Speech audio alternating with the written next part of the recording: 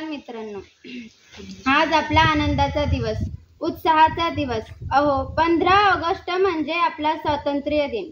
भारताच्या समाजक्रांतीचा आणि क्रांतिकारकाच्या बलिदानाचा, त्यांच्या कर्तृत्वाचा विजय म्हणजे स्वातंत्र्य दिन.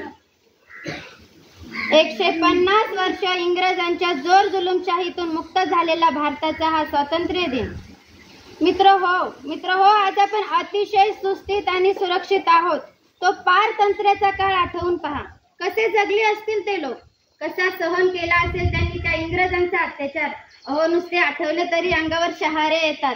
व्यापारी म्हणून आलेल्या या गोऱ्यांनी आपल्या भारतात बस्तान बसवले. हळूहळू आपले हातपाय पसरायला सुरुवात केली. आपल्या भोळ्या भाबड्या आणि काही अशी अडाणी जनतेवर त्यांनी हुकूमत गाजवणे सुरू केले. पाहता पाहता त्यांनी सर्व देश व्यापला आणि राज्यकर्ते बनले. ज्यांची खावी पोळी त्यांची वाजवावी टाळी, ज्यांची खावी पोळी त्यांची वाजवावी टाळी, अशा पद्धतीने त्यांनी भारतीय जनतेला गुलाम बनविण्याचा चंगच बांधला. कुणाला काळ्या पाण्याची शिक्षा दिली, कुणाला जन्मठेप, तर कुणाला चक्क फाशीला दिले. अशा क्रूर दुष्ट इंग्रजांचा नायनाट व्हावा म्हणून त्यांनी ते सहनही केले.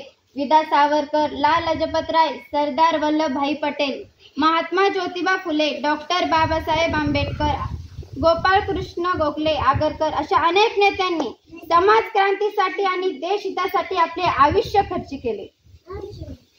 अनेकाच्या बलिदानाने, अनेक नेत्यांच्या कर्तृत्वाने भारत देश 15 ऑगस्ट 1947 साली स्वतंत्र झाला आणि आपण जुलमी इंग्रजांच्या राजवटीतून मुक्त झालो.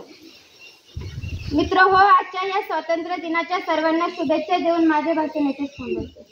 जय हिंद, जय भारत.